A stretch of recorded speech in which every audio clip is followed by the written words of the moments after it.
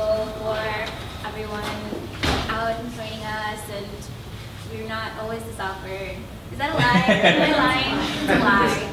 I was just talking about But we're super excited to have you all here tonight. It's hot. We're glad you're being cool and cooling down with some ice cream with us. And yeah,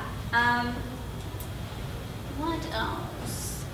Oh yeah, we have awesome featured readers tonight. Yeah, we're really excited to introduce. As y'all have, if you've been here before, you know that a lot of the series is really generated. Our featured readers are generated through our audience members and our open micers, and it's very much a community effort. And so, you know, if you know someone that would be a great featured reader, or even bringing your friends out to do the open mic and connecting with the community, like that's what we're here for. This is what this platform is for. So feel free to just like talk to us, get to know us, connect us with your friends, with yourself. But this is definitely for all of you and our hearts too. And again, Malvern Books is an amazing space, and we're really grateful that we get to host our reading series here. So buy books. So without further ado, I'll introduce our first reader tonight. Nicole Cortichiato is a writer of mostly poetry and flash memoir. In addition, she is an illustrator and has illustrated her own children's books, one of which is called What Kind of Bunny Ears Do You Have? She is a new part owner of a corgi puppy. She spends most of her time right now saying no and playing tug of war. Favorite flavor of ice cream is vanilla with maple syrup on top. Nicole.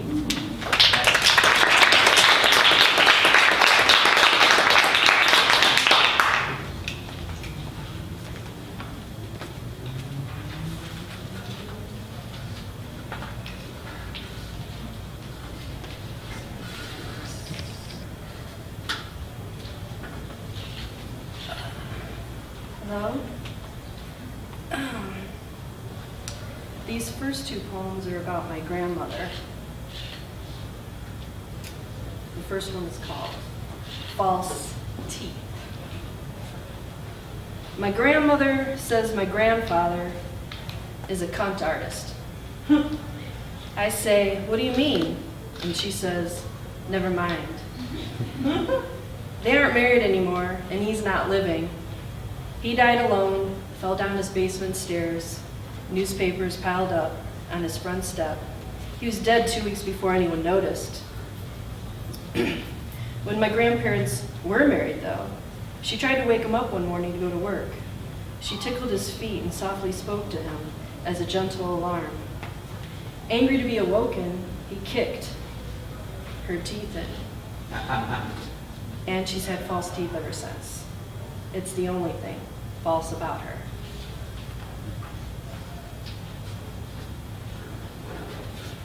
It's hard to clap after that one, huh? This next one is called Here's to the Girl on the Hill. Irene is one of 7 kids. When she was 16 years old, she asked her mother, "Were you happy to have me?" Her mother looks up from baking bread and says, "Which one were you?" Irene is my grandma. She takes care of me after school. Her pants always have an elastic waistband, and her bras are big and super pointy. When she hugs me, I feel violated, with perfume and a booby stabbing. I'm 7 years old. I tell her about a boy that's been making fun of me at school. I say, "Grandma, he scares me. He says mean things." And she says, "To heck with him. He's just a fart in a mitten." I'm 8 years old. On Easter, we decorate eggs. Her decoration is writing naughty words on the eggs like shithead or bastard. When she gives me an Easter basket, it doesn't have any chocolate bunnies or peeps. She says, "I got you carob, nuts, and a book to read. Better for you." I learned to like carob. I'm 9 years old.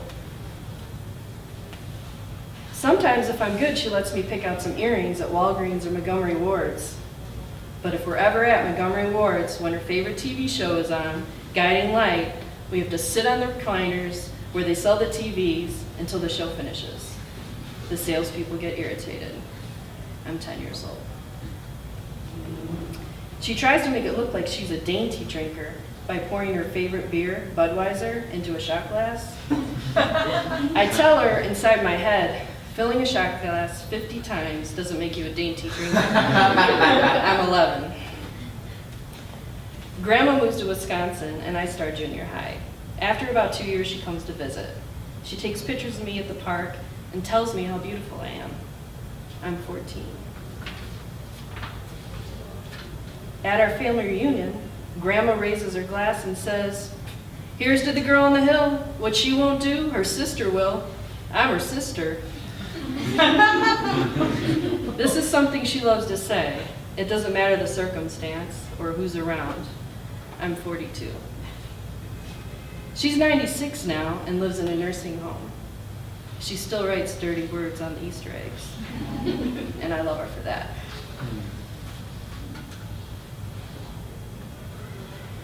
I'm gonna take a little.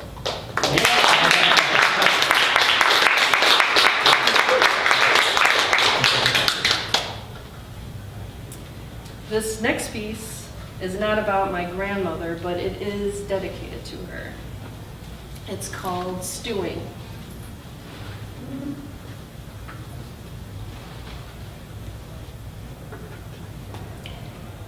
You know how we all have that one person who we wonder what it would have been like if we would have married them? Can we agree that this is the way it was supposed to work out, and your pining is now a stew? No recipe, just memories, bad meat, and irrational spices. Only this stew is now something you feed off of day and night, with no nutrients. Just pure sugar, preservatives, and names of things that are too long and too hard to pronounce. Can we agree that it's time to move on? Maybe take a cooking class or two, see a nutritionist? Yet you claim you don't have any money, when the real reason is you're too comfortable with this stew. After all, you bathe in it. Your oils have seeped out, and your own juices have now taken over. You used to be firm and crisp, but now you lay there, a soft, mushy potato breaking apart. Soon you'll be unrecognizable, just a reddish-orange liquid that resembles blood, because that's what you've given to this project. And when they come to find you in your apartment or house or wherever you stay, the only thing they'll find is a TV on and the crock pot bubbling on high. One of us will open the lid, taking a whiff, maybe even a taste, then wish we hadn't. Because now you've poisoned us, or warned us, although I'm not sure which. I got the term, that was the end. I got the term stewing in your juices from my grandmother. If you were in her house, she did not let you stew. She wasn't having it. She believed if you were depressed, you should put on a red dress, and if that didn't work, you should bake a chocolate cake, which actually came from the poem by Ginger Andrews called The Cure. But she called depression the Mully Grumps.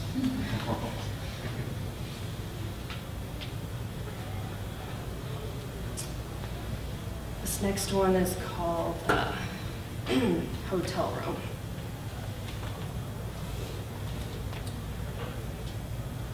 You guys doing all right out there? Yeah.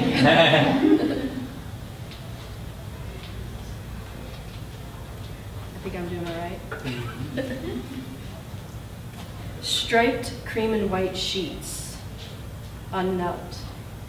Curtain that says hello with a heart on. Lamp that got in a fight the night before. And you, dressed in your cuteness, with your Brillo pad beard, I use it secretly to clean my hands of the oil and salt from the Lay's potato chips. And as I French my face with yours, cheek to cheek, I sneak over to vacuum out your ears with my nose attachment, to store your smell in my Dyson wind tunnel diary.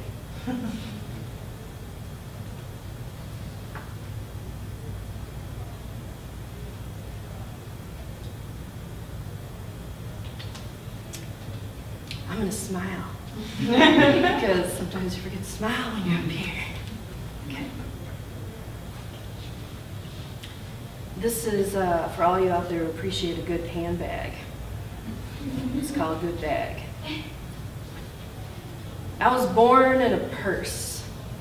You know the kind, where the straps are long, the zipper is gold, the leather stiff, and the handle's important. Raised up important. Raised if they were raising their hand in class. Raised like they know the answer or are curious. Raised like the metal feet on the bottom to take the muck. And that's when you really know a purse has your back. Handles are key, but metal feet take the shock of it. They were the nasty, endure the mud. I know this because I was born in a purse. I am the inside pocket.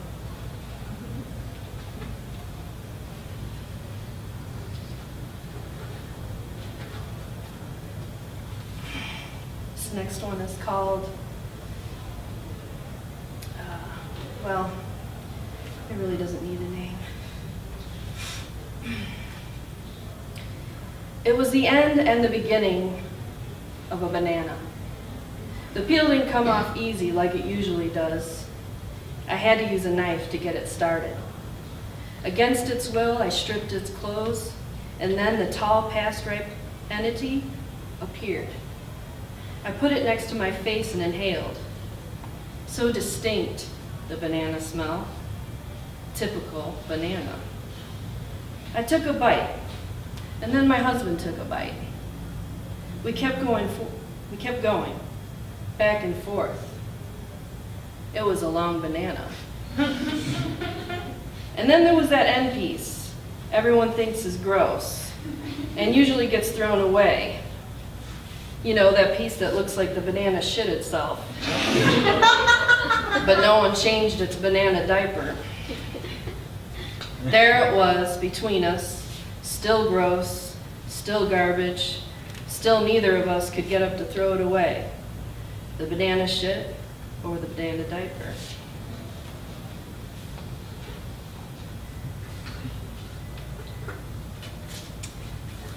These next two poems are about my dad. This first one's called Military Dad. Before my dad met my mom, he was in the Army. It was 1976. He got stationed in Germany where the girls didn't shave their legs. I was 15 when he told me this. He said they had beauty salons there that would style your leg hair Farrah Fawcett style and hairspray too to keep it in place. I thought he was joking, but he wasn't. He said styled and feathered leg hair in Germany meant you came from a good family. This was the only military story I got from him, besides him telling me that the German families over there hated the young military men, and it was really hard to find a date, and how he was glad to be home. Thick, hairy arms, upper lips, and legs. This story made me want to style and comb my own leg hair. So I did, because I come from a good family.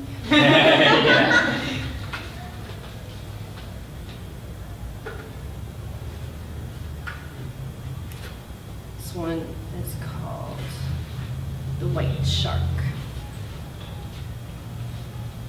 When I was 9 years old, my dad came home with a brand new white LTD Ford.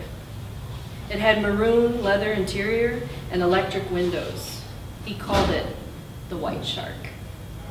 He drove me everywhere in that thing. School, grandma's house, Bowen Pool, Dunes Theater. He drove me to Kmart to get my very first album, Blondie, because I had heard the song, The Tide is High. The White Shark was a vicious manipulator. Everything moved out of his way. He could smell your blood before a laceration, and he knew when you were lying. And as I sat on the shark's tongue passenger seats, smelling his smoky breath in waves, never getting enough air, I watched as the seaweed got tangled in my words. I observed the vibrant sea life and other fish cars with their gills zooming by.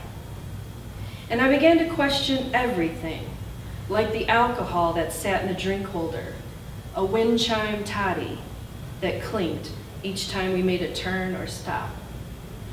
In a way, it acted as my lighthouse, my navigating life preserver, while my mind was being oddly digested in those maroon acid seats.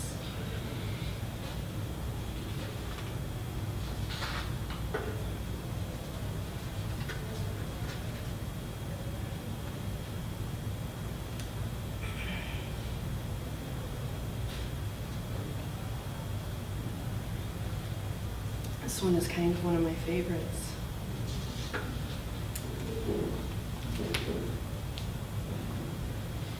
Dear Wheatsville cashier, I'm really not a fan of the nose ring. Not every nose ring, just the one piercing your septum. It reminds me of that bull from the Bugs Bunny cartoon about to charge. And maybe that's what you want people to think, that you're about to charge, or you want to be controlled. Every time I'm checking out, I imagine showing you my red cape. I wonder, will you snort and paw the dirt for me? Will you make a dent or a dust storm under your feet? Will I be prepared as you heave your massiveness toward me in the crowd? With horns as your steering wheel, cutting through the wind, how dare I taunt you with my dancing and flying color? How dare I tease you, you bullish creature? You are quite something. Now let me get out of your way.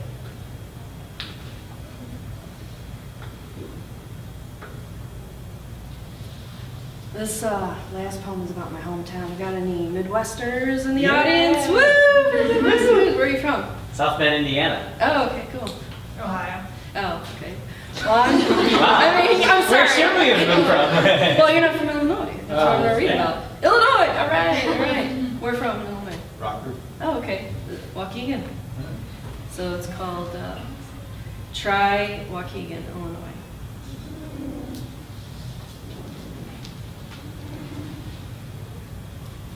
If you move to Waukegan, you'll most likely work at Abbott Labs or Baxter because that's where most people strive to work. If you grew up in Waukegan, you would remember the winter storm of 1979. It was the fourth worst snowstorm in the Chicagoland area. 18.8 inches of snow fell. If you were like me, you probably dug a tunnel from the front door of your house to the sidewalk. If you moved to Waukegan, your kids might go to Jack Benny Junior High, but they've probably never heard of Jack Benny. If you live in Waukegan, you might belong to the Polar Bear Club, where jumping into Lake Michigan in freezing temperatures is fun. When you live in Waukegan, Lake Michigan is a big deal. If you grew up in Waukegan, you probably remember the murder of Lisa Slusher in 1977. You also probably remember when they found out who did it 13 years later, a Vietnam vet who confessed out of guilt. If you move to Waukegan, you will have to endure the winters, which means you'll have to warm up your car for a half hour before you go anywhere. If you have no garage, you'll have to chisel off the ice with off your car windows. If you live in Waukegan, the most common winter sports are bowling and playing pool. This means you're probably in a bowling league. If you're not, people will think something's wrong with you. In Waukegan, Ray Bradbury is a god. If you grew up in Waukegan, you probably remember a famous drug dealer who lived in the gardens in the basement of his parents' house. He was known as having all the best drugs. When the cops finally caught on to him, he burned his house down and no one ever heard from him again. If you live in Waukegan, you can stay out at the bars until 5 a.m. and then return at 7 a.m. If you grew up in Waukegan, you remember drinking Glen Rock Pop, which you can get by the crate. They had 20 plus flavors like root beer, lemon lime, and strawberry. If you move to Waukegan, good luck catching a bus because there aren't any. If you grew up in Waukegan, you probably remember going to the Scoop de Loop, which is a car show where everyone drives around showing off their car muscles. Some people think if you live in Waukegan, a step up is moving to Gurnee, and a step above that is moving to Lake Forest. I won't talk about what a step down is. In Waukegan, people snowblow or shovel their neighbors' driveways out of pure kindness. You'll get to love basements, just as long as yours doesn't flood. If you grew up in Waukegan, you'd know the correct term for soft drinks is pop. If you move to Waukegan, you'll meet lots of locals that retired in their early 50s from the steel mill that closed down. When you live in Waukegan, the thunderstorm and lightning shows are better than any movie and scarier than any horror flick. Finally, if you move to Waukegan, go downtown by the lake. The artists have taken over. Even the old Genesee Theater is up and running. Hey, it's Waukegan. Yeah.